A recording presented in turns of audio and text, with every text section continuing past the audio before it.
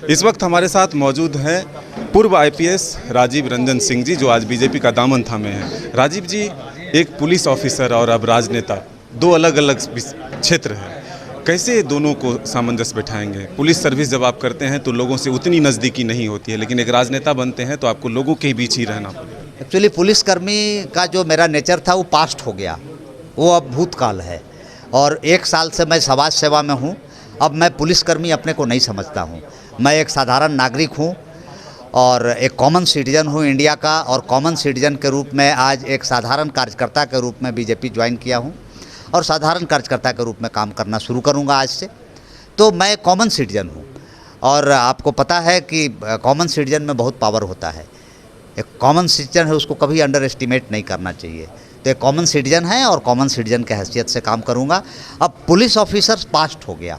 BJP पहली पसंद क्यों? अब बीजेपी पार्टी है, पार्टी की नीति मेरे लिए प्राथमिकता है, पार्टी के कार्यकर्ता मेरे लिए प्राथमिकता है, पार्टी के नेता मेरे लिए प्राथमिकता मेरी है, और पार्टी को मजबूत किया जाए, संगठन को मजबूत किया जाए, ये मेरी प्राथमिकता हो।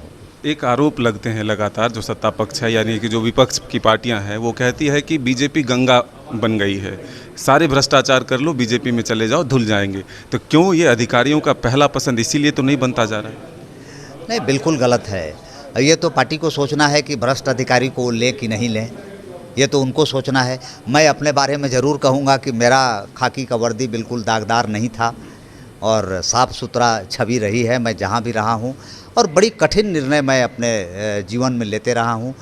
चाहे मैं रांची में पोस्टिंग मेरी रही या अन्य जगहों में रहा, मैं कभी भी उस रास्ते पर नहीं गया और मुझे गर्व है इस पर कि मैं आगे भी स्वच्छ काम करने में विश्वास करूंगा। झारखंड के सबसे बड़े इशू आपको क्या नज़र आ रहे हैं फिलहाल? झारखंड के सबसे बड़े इशू क्या हैं जिसको लेकर के आप आवाज़ उठाएंगे? झारखंड के सबसे बड़ा इशू तो मेरे समझ से अभी करप्शन ही है। अभी आज के डेट में करप्शन बहुत बड़ा इशू है। दूसरा, सरकार की जो बेरोजगारी की जो नीति है, सरकार की जो नियोजन नीति है, सरकार की जो कमजोरियां हैं, सरकार की जो डिवाइड एंड रूल वाला जो पॉलिसी है, ये सब ऐसे मुद्दे हैं जिसको बिल्कुल विरोध होना चाहिए। सरकार ने समाज को बांटने का काम कर रही है। सरकार जो है जुआओं को बांट रही है।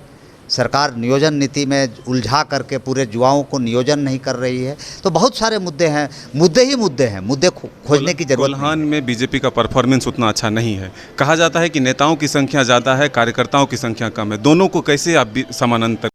वेलकम टू चाचा मामा दंगल।